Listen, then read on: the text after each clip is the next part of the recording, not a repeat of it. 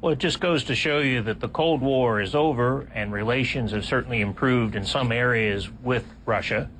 But the game of espionage continues on for most all countries. Political leaders always want to know the behind-the-scenes story. Is what is being told to them across the diplomatic table the truth? So the Russians have continued spying in America, in England. It would appear as though American intelligence officers are still at work in Russia. And even if people know in Washington and Moscow that there are layers and layers potentially behind this very public outing, are we aware of any distinction to be made or any analysis to be taken from the manner in which this man, Ryan Fogel, was outed, so to speak? I think you can draw a few conclusions, having served in Moscow myself. Fortunately, I never got caught, so I didn't get to see the inside of their security service.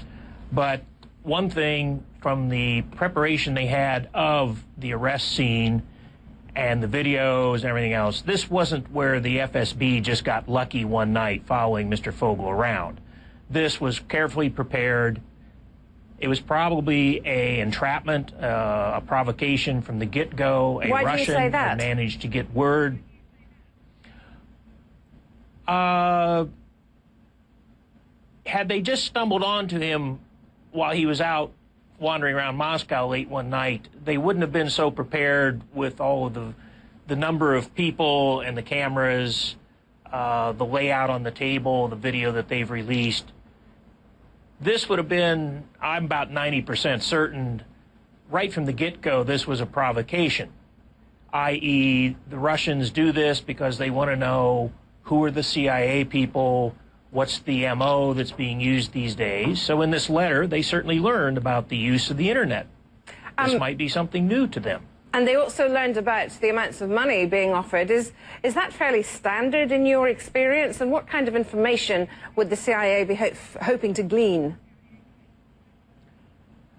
Well, for that kind of money, this certainly wasn't some sergeant working down in the basement. If you're talking about $1 million a year, clearly whatever was said in the opening contact to the Americans would have certainly made clear that he was at least a senior official, perhaps in the FSB or the Foreign Service, the SVR, and that he had a lot of very important information. Responding to a volunteer like that is always considered very risky, and no one ever responds to most of such volunteers. So you got to think it's worth the candle to take the risk.